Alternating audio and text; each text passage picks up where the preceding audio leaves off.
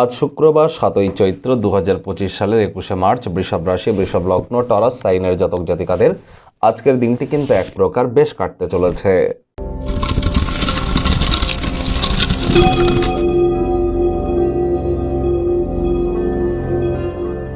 ভিডিওটির শুরুতেই স্ক্রিনে আপনারা দেখতে পাচ্ছেন দেবী মহালক্ষ্মীর গায়ত্রী মন্ত্র।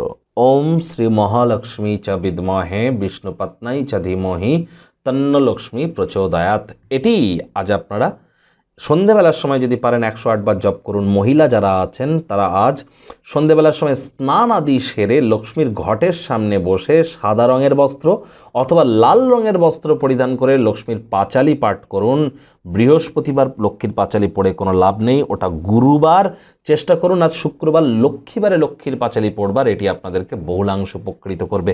যারা লক্ষ্মীর পাঁচালী পড়বেন তারা নিরামিষ খাবেন। প্রেমের জীবনে বাধা বিপত্তি যদি থেকে থাকে, সম্পত্তি তৈরিতে, ওয়েলথ ক্রিয়েশনের ক্ষেত্রে, ক্রিয়েটিভ জগতে বা আপনার ল্যাভিশ লাইফস্টাইল মেনটেন করতে গিয়ে কোনো প্রবলেম হচ্ছে, ফেমাস হতে গিয়ে প্রবলেম ফেস করছেন বা ক্রিয়েটিভ জগতে কোনো প্রবলেম ফেস করছেন, তাহলে শুক্রের মজবুতি অত্যাবশ্যক।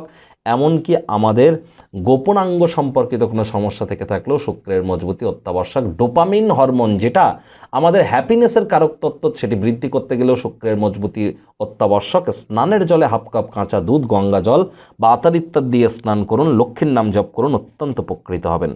ভাগ্য মিটার আজ আপনাদের বলছে 7/10। ভাগ্য আপনাদের অনুকূলেই থাকবে। অর্থ এবং কর্ম এই দুই ব্যাপারেই আপনাদেরকে একটু সাবধানতা অবলম্বন করেই চলতে হবে।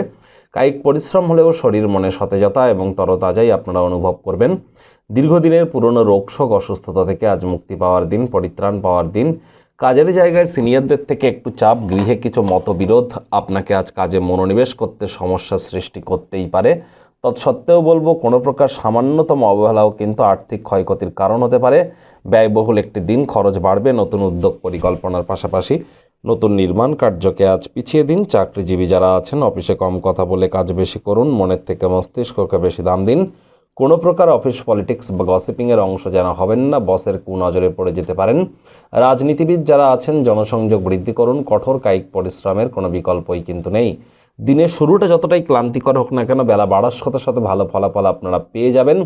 আর যারা শিক্ষার্থী বিদ্যার্থী আছেন, যে কোনো প্রকার পরীক্ষা প্রতিযোগিতায় সফলতা পাবেন। উচ্চশিক্ষার জন্য যারা বিদেশ যাত্রার কথা ভাবছিলেন, ভাগ্যদেবীও আজ আপনাদের পক্ষেই আছেন। সন্তান সন্ততি থেকে থাকলে তারাও তাদের কৃতিত্বের দ্বারা আপনাদেরকে গর্বিত অনুভব করাবে।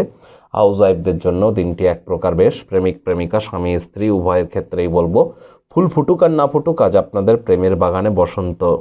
দিনটিকে যতটা সম্ভব রোম্যান্টিক করে তোলা যায় সেই প্রচেষ্টাই আপনাদের জারি রাখা উচিত। অবিবাহিতদের বিবাহের যোগ পরিলক্ষিত হচ্ছে। যারা প্রেমে পড়েননি তাদের জীবনে স্বপ্নের নারী বা পুরুষের আগমন আজ কিন্তু হতেই পারে। একটু প্রচেষ্টা আপনাদেরকেও করতে হবে। শত্রুপক্ষ বিরোধী পক্ষ খুব একটি শক্তিশালী কিন্তু থাকছে না। পেশার উপরে আধিপত্য কিন্তু পরীক্ষার বিষয়বস্তু হবে। নতুন কোনো জিনিস জানার প্রতি আপনাদের নজর কেন্দ্রীভূত করা উচিত। পরিবার পরিজনদের সাথেও ভাব ভালোবাসা বাড়বে। গৃহের মানুষজনদের সাথে দিনটি শান্তিপূর্ণ নির্ঝঞ্ঝাট পরিগণিত হতে চলেছে।